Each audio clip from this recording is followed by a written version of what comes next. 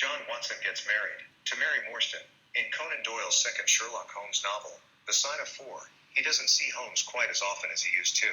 As Watson sets up a happy home with his wife, Holmes remains as weird as ever, hanging around their old place in Baker Street and alternating between cocaine and criminal cases. Watson happens to be passing his former apartment on the walk back from his medical practice one evening, and decides to stop in to see his old pal Holmes. The two bat jokes back and forth about Holmes's deductive ability. Holmes finally comes out and asks if Watson can even recall the number of stairs that lead up to the 221B Baker Street apartment, and Watson admits that he cannot. Aha! Crows Holmes. Proof that, while Watson sees the same things that Holmes does, he fails to observe them. A new client arrives to meet Holmes and, after trying to hide his identity for about 2 seconds, comes clean. He is Wilhelm Gottschalk Sigismund von Ormstein, Grand Duke of Kassel-Felstein and hereditary King of Bohemia. Whoa, that's a lot of letters for one name. Bohemia, by the way, is now part of the modern-day Czech Republic. His problem is that he's about to marry the daughter of the King of Scandinavia. The thing is, though, she's from a family with very strict morals, and she wouldn't be pleased to know that he had a serious affair with another woman before their engagement. This woman is Irene Adler, who lives on in Holmes's memory as the woman. She's a singer who met the king in Warsaw, where they subsequently had a bit of a flame. Unfortunately, the king allowed himself to be photographed with Adler, and she has the picture.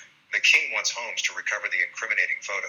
Holmes agrees. Holmes then puts on a disguise and goes to Irene Adler's current house in London to stake it out. He finds out that she gets frequent calls from a lawyer, Godfrey Norton. Holmes even happens to be on the site when Adler rushes out of her house to meet Norton at a small church and, get this, our detective is actually called upon, still in disguise, to be the witness for her marriage to the guy.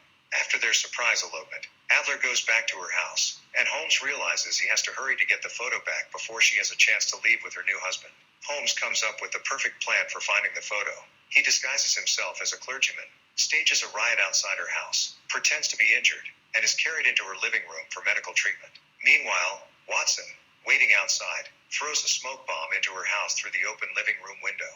In a moment's panic, Adler runs for a small hidden compartment in the wall, where, Holmes guesses, she keeps the photograph. At this discovery, and amidst the confusion, Holmes takes off with Watson in tow.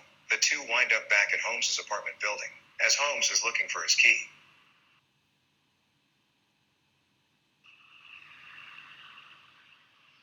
A young man walks by and greets him by name, with a cheery good evening.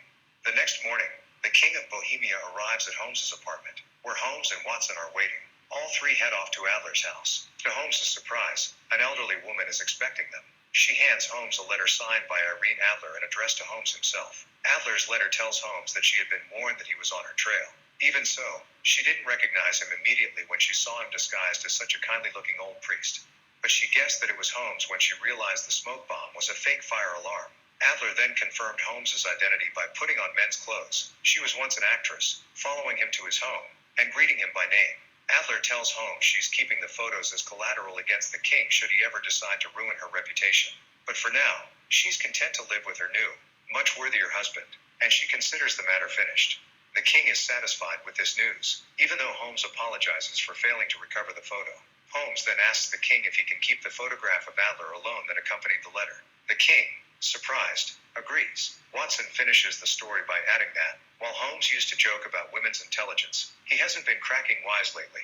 Adler will always be, for Holmes, the ultimate woman.